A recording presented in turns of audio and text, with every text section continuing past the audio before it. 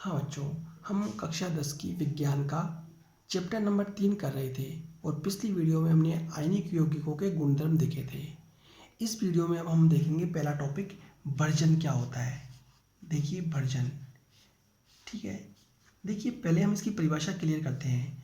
Version वह विधि जिसमें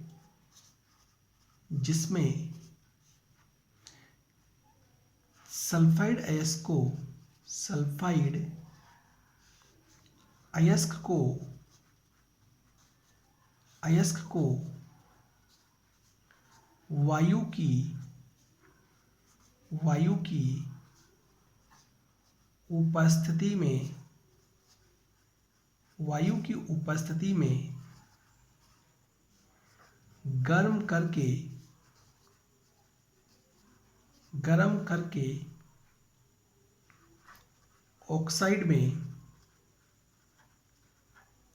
oxide में बदला जाता है। इस प्रक्रम को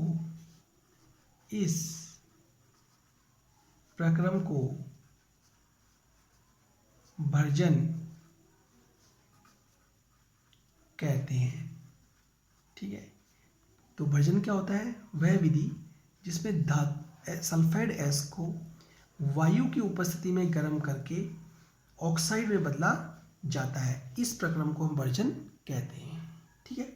कैसे? हम एक एग्जाम्पल लेते हैं। देखिए जिंक सल्फाइड, ये क्या है? अयस्क। जब इसको वायु की उपस्थिति में हम गर्म करते हैं, ठीक है, वायु की उपस्थिति में, ठीक है, तो जिंक ऑक्सीजन से क्रिया करता है और जिंक ऑक्साइड बनाता है। सल्फर ऑक्सीजन से क्रिया करके सल्फर डाइऑक्साइड बनाता है। तो इस प्रकार एस को जब हमने वायु की उपस्थिति में गर्म किया तो हमें क्या प्राप्त हुआ? जिंक ऑक्साइड प्राप्त हुआ। करेक्ट। देखिए बच्चों, हाँ बच्चों, अब इस समीकरण को हम संतुलित करते हैं। यहाँ ऑक्सीजन कितनी है? 2 और 1 3 ऑक्सीजन है। यहाँ ऑक्सीजन कितनी है? 2। तो यहाँ हम 3 कर दें, 3 दूनी 6 ऑक्सीजन हो गई। यहाँ ऑक्सीजन कितनी है? 3। तो यहाँ 2 कर दें और यहाँ 2 कर दें, तो 2 ऑक्सीजन इधर और 4 ऑक्सीजन इधर, 2 दूनी 4 और 2 6 ऑक्सीजन। लेकिन यहाँ जिंक कितनी हो गई? 2। क्रियाफल के अंदर क्रियाकारक में जिंक कितना है? 1। तो यहाँ 2 से मल्टीप्लाई कर दे, ठीक है। लेकिन यहाँ सल्फर कितने हो गए? क्रियाकारक में 2। यहाँ सल्फर कितने हैं? 2।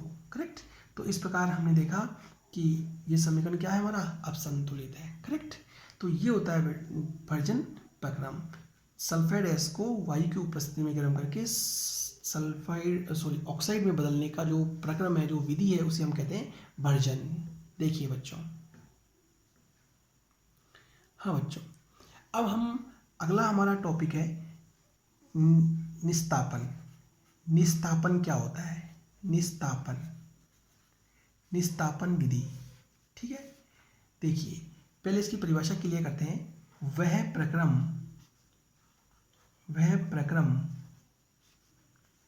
जिसमें धातु कार्बोनेट को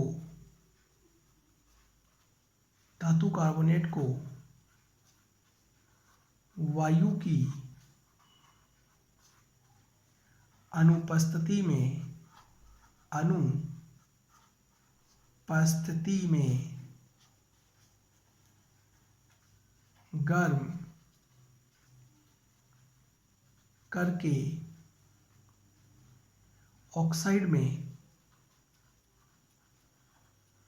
ऑक्साइड में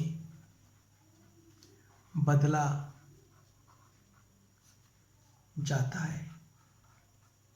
जाता है। इस प्रक्रम को निस्तापन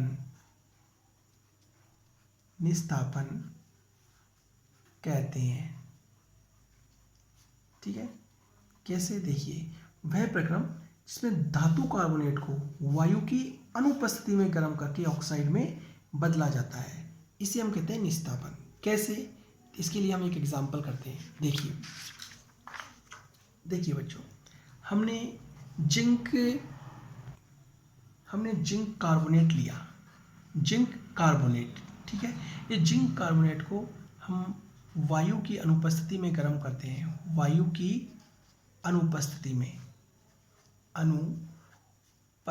में गर्म करेंगे। वायु की जब अनुपस्थिति में हम गर्म करते हैं तो हमें जिंक ऑक्साइड प्राप्त होता है, साथ में हमें CO2 प्राप्त होती है।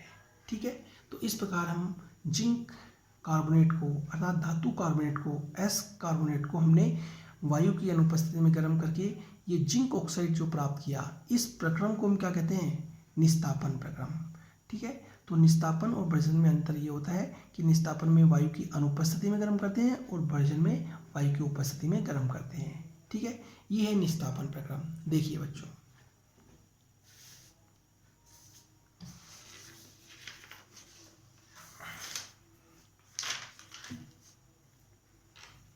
हाँ बच्चों, अब हम अगला नया टॉपिक शुरू करते हैं, धातुओं की प्राप्ति। धातुओं की प्राप्ति, धातुओं की प्राप्ति।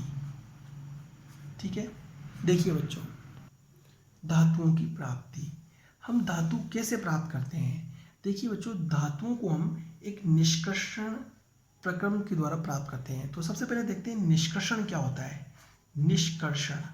निष्कर्षण धातुओं का निष्कर्षण करके, ठीक है, हम धातु को प्राप्त करते हैं। सॉरी, एस का निष्कर्षण करके हम धातु को प्राप्त करते हैं। तो प्रश्न आता है कि निष्कर्षण क्या होता है, वो देखते हैं। देखिए, अयस्क से धातु को प्राप्त करने की विधि को निष्कर्षण कहते हैं। निष्कर्षण का मतलब क्या हुआ? अयस्क से धातु को प्राप्त करने की जो विधि है उसे हम निष्कर्षण कहते हैं। करेक्ट। अब देखिए बच्चों, यहाँ पे इंपॉर्टेंट बात यह है कि अलग अलग धातु को प्राप्त करने की विधि भी अलग अलग होती है। ठीक है, देखिए, प्राप्त करने की विधि भी अलग अलग होती है। अलग अलग धातु को प्राप्त करने की जो निष्कर्षण विधि है वो भी अलग अलग होती है। ठीक है, निष्कर्षण विधि अलग अलग होती है। कैसे, वो हम आगे देखते हैं। देखिए बच्चों,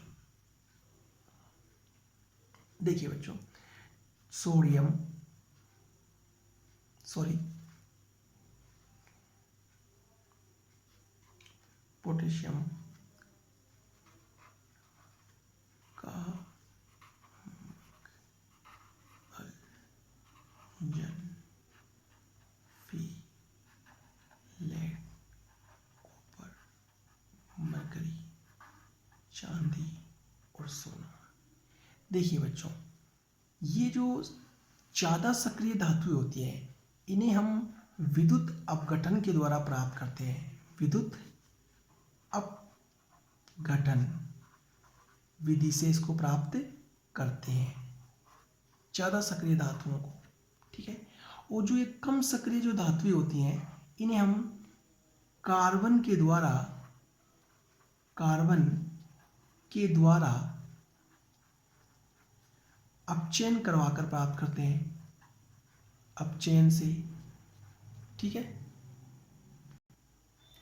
और जो ये बिल्कुल जो कम सक्रिय धातुएं होती हैं ये प्रकृति में स्वतंत्र पाई जाती हैं, प्रकृति में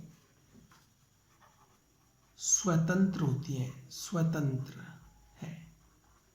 ठीक है, तो इस प्रकार इन धातुओं को हम अलग अलग विधि से प्राप्त करते हैं। जैसा कि हमने बताया अभी ऊपर, अलग अलग धातुओं को प्राप्त करने की निष्कर्षण विधि भी अलग अलग होती है। इस प्रकार ज़्यादा सक्रिय धातुओं को विद्युत अपघटन विधि से, बिल्कुल बहुत कम सक्रिय धातुएं स्वतंत्र रूप से मिलती हैं, और जो मध्यम श्रेणी की धातुएं, सक्रिय धातुएं हैं, उन्हें हम कार्बन के द्वारा अपचयन करवा के प्राप्त करते हैं। करेक्ट।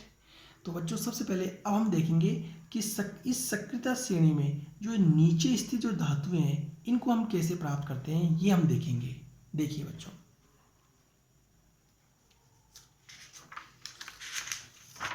हाँ बच्चों, अगला हमारा टॉपिक है सक्रियता। सक्रियता श्रेणी के नीचे की धातुओं का निष्कर्षण। धातुओं का निष्कर्षण, ठीक है, निष्कर्षण। तो यहाँ हम कॉपर और मरकरी का निष्कर्षण देखेंगे। तो सबसे देखते हैं, पहला है cinnabar. Cinnabar, cinnabar mercury sulphide से मरकरी प्राप्त करना। मरकरी को प्राप्त करना, ठीक है। सिनेबार मरकरी सल्फाइड से मरकरी को प्राप्त करना, ठीक है। देखिए, सबसे पहले हम मरकरी सल्फाइड को भर्जन विधि द्वारा वायु की उपस्थिति में गर्म करते हैं। इसका भर्जन करवाते हैं, कहने का मतलब, ठीक है। मरकरी को भर्जन विधि द्वारा वायु की उपस्थिति में गर्म करके इसको ऑक्साइड में बदला जाता है। मरकरी सल्फाइड में इसको मरकरी ऑक्साइड में बदलते हैं। करेक्ट। पहले अब इसको हम समीकरण को संतुलित करें। यहाँ ऑक्सीजन 2 और 1 3 है क्रियाफल में, क्रियाकारक में ऑक्सीजन 2 है, ठीक है। अब यहाँ हम 3 कर दें तो 3 दूनी 6 ऑक्सीजन हो गई। यहाँ पे ऑक्सीजन 2 है तो इसको 2 और इसको भी 2 कर देते हैं, तो ऑक्सीजन 2, ये 2 दूनी 4, 6 ऑक्सीजन, इधर 6 ऑक्सीजन। मरकरी कितनी है? 2। यहाँ मरकरी 1 है तो इसको 2 से मल्टीप्लाई कर देते हैं। पूरा फार्मूला 2 से मल्टीप्लाई हुआ तो यह सल्फर कितने हो गए? 2। यहाँ सल्फर 2। समीकरण हमारा क्या है? संतुलित हो गया। तो इस प्रकार हमने मरकरी सल्फाइड को पहले भर्जन विधि द्वारा मरकरी ऑक्साइड में बदला। अब इस मरकरी ऑक्साइड को और हम आगे गर्म करते हैं। मरकरी ऑक्साइड को और आगे हम गर्म करते हैं, गर्म करते हैं। जब इसको और आगे गर्म करते हैं तो ये ऑक्सीजन जो है इसमें से रिमूव हो जाती है। ऑक्सीजन इसमें से रिमूव हो जाती है और केवल हमें मरकरी क्या होती है? इस प्रकार प्राप्त होती है। तो इस प्रकार हम सिनेबार से मरकरी को प्राप्त करते हैं। पहले इसका भर्जन करवाते हैं, फिर ऑक्साइड को और गर्म करते हैं, जिससे ऑक्सीजन रिमूव हो जाएगी, निकल जाएगी और केवल हमें मरकरी रिसीव होती है। तो ये है सिनेबार से मरकरी को प्राप्त करना। देखिए बच्चों, हाँ बच्चों, ये फर्स्ट एग्जाम्पल था। अब हम सेकंड देखते हैं कि कॉपर सल्फाइड से कॉपर का निष्कर्षण, ठीक है। कॉपर सल्फाइड से कॉपर का निष्कर्षण। देखिए बच्चों, हमने ये कॉपर सल्फाइड लिया Cu2S, ठीक है। इसका हम पहले भर्जन करवाते हैं, अर्थात इसको पहले हम वायु की उपस्थिति में इसको गर्म करते हैं। ओके। जब कॉपर सल्फाइड को वायु की उपस्थिति में गर्म करते हैं, भर्जन विधि के द्वारा इसको गर्म करते हैं, तो कॉपर ऑक्सीजन से क्रिया करके Cu2O बनाता है, कॉपर ऑक्साइड बनाता है, और साथ सल्फर ऑक्सीजन से ऐड होकर के सल्फर डाइऑक्साइड बनाता है। इस प्रकार कॉपर सल्फाइड को हमने भर्जन विधि द्वारा कॉपर ऑक्साइड में बदला सबसे पहले, ठीक है। देखिए बच्चों, हाँ बच्चों, अब पहले इसको हम संतुलित करें समीकरण को। तो देखिए, ये 2 ऑक्सीजन, ये 3 ऑक्सीजन यहाँ पे है। यहाँ पे कितने ऑक्सीजन है? 2 ऑक्सीजन है। तो हम इसको 3 कर दें, 3 दूनी 6 ऑक्सीजन। यहाँ पे कितने हैं? 2 ऑक्सीजन और 2 यहाँ कर देते हैं, तो 2 ऑक्सीजन ये, 2 दूनी 4, 6 ऑक्सीजन ये हो गई। ठीक है, कॉपर यहाँ कितनी है, 2 दूनी 4, यहाँ कॉपर कितनी है 2, तो ये 2 से मल्टीप्लाई कर दे, 2 दूनी 4 कॉपर, 4 कॉपर हो गई। सल्फर यहाँ कितनी है 2, यहाँ सल्फर कितनी है 2। अब हमारा समीकरण क्या हो गया, संतुलित हो गया, करेक्ट। अब हम इस कॉपर ऑक्साइड जो हमें प्राप्त हुई, कॉपर ऑक्साइड जो हमें ये प्राप्त हुई, इस कॉपर ऑक्साइड को हम, ये कॉपर ऑक्साइड, ये जो बची हुई जो कॉपर सल्फाइड है, जो देखिए एक बार मैं लिखूं पहले, Cu2S, ये प्राप्त कॉपर ऑक्साइड, कॉपर ऑक्साइड, प्राप्त कॉपर ऑक्साइड, और ये कॉपर सल्फाइड कौन सी कॉपर सल्फाइड है, ये वाली कॉपर सल्फाइड, क्योंकि ये कॉपर सल्फाइड, ये वाली कॉपर सल्फाइड है, ये कॉपर सल्फाइड पूरी कंप्लीट कॉपर ऑक्साइड में चेंज नहीं होती, इसकी थोड़ी मात्रा जो रह जाती है वो कॉपर सल्फाइड है, अर्थात कह सकते हैं अनऑक्सीकृत, ऑक्सीकृत, अनऑक्सीकृत copper sulphide, copper sulphide, sulphide, correct. दोबारा देखिए, ये कौन सी कॉपर सल्फाइड है, ये कॉपर सल्फाइड कंप्लीट रूप से कॉपर ऑक्साइड में नहीं बदलती, इसकी कुछ मात्रा शेष रह जाती है, जो कुछ मात्रा शेष रह जाती है वो कॉपर सल्फाइड ये है, अर्थात अनऑक्सीकृत कॉपर सल्फाइड।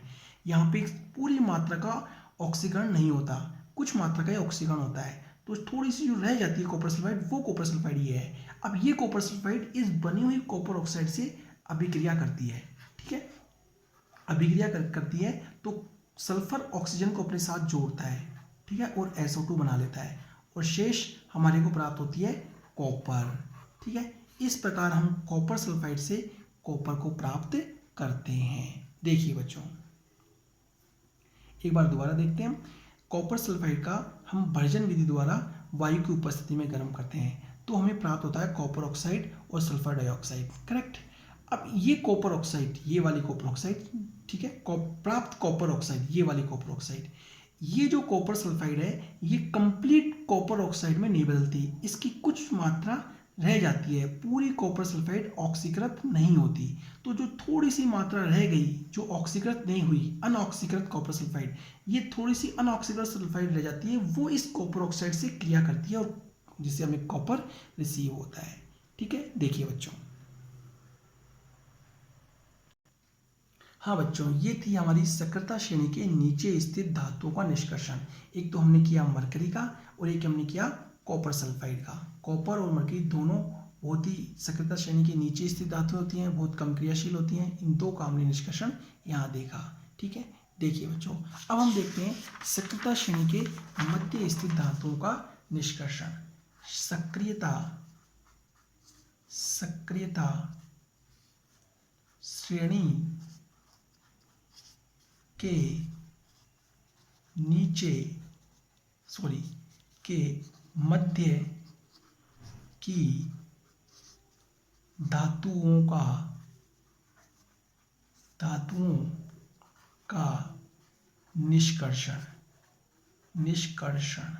निष्कर्षण, ठीक है।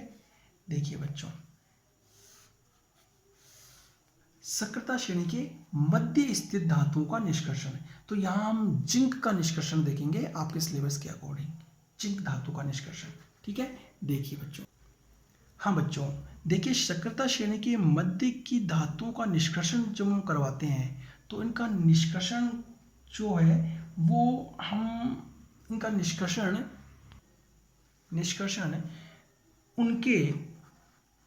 उनके ऑक्साइडों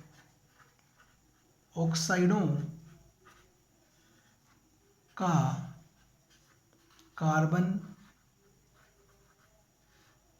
एल्यूमिनियम,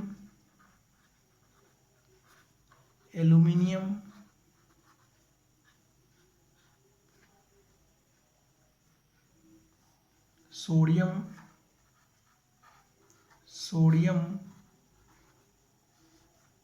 कैल्शियम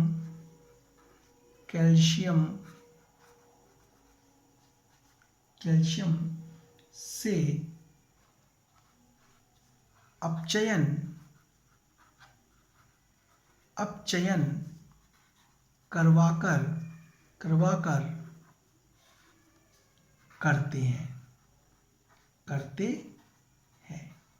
ठीक है, देखिए सक्रियता श्रेणी के मध्य की धातुओं का निष्कर्षण हमेशा उनके ऑक्साइडों का कार्बन के द्वारा या एल्युमिनियम के द्वारा या सोडियम के द्वारा या कैल्शियम के द्वारा हम अपचयन करवा करके करते हैं।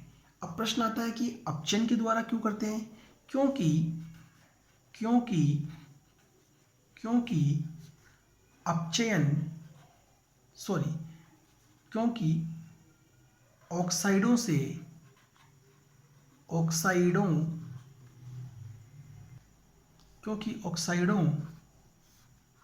से धातु को प्राप्त करना सल्फाइड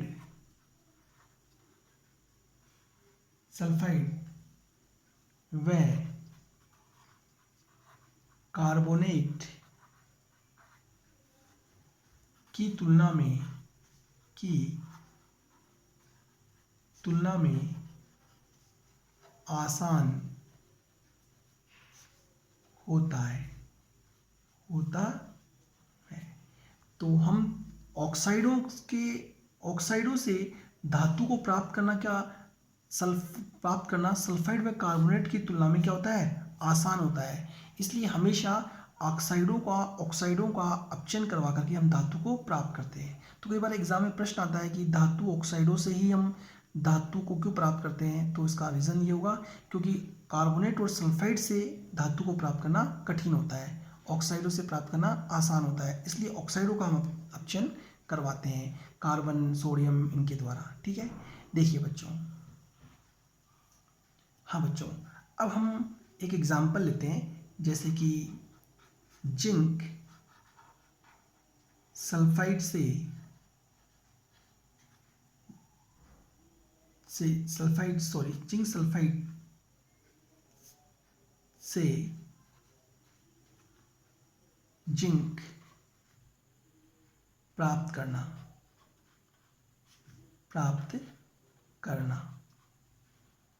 ठीक है, तो देखिए अब सबसे पहले हम जिंक सल्फाइड को क्या करेंगे?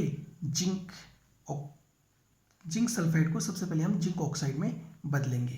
तो देखिए जिंक सल्फाइड का पहले हम भर्जन करवाते हैं।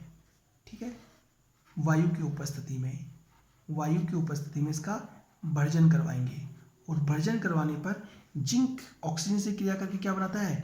Zinc oxide. और सल्फर ऑक्सीजन से क्रिया करके क्या बनाता है? सल्फर डाइऑक्साइड बनाता है। करेक्ट। देखिए बच्चों, तो पहले इसको संतुलित करें। यहाँ ऑक्सीजन 2 और यहाँ 3 है, यहाँ 2 है तो यहाँ 3 कर दे, 3 दूनी 6। ठीक है, 6।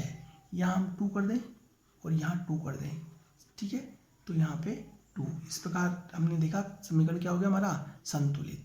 करेक्ट। यहाँ 2 दूनी 4 ऑक्सीजन और 2 6 ऑक्सीजन, यहाँ 3 दूनी 6 ऑक्सीजन।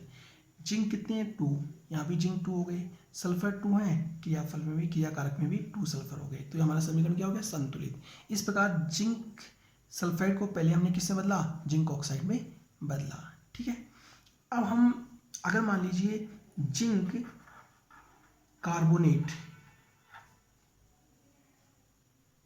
से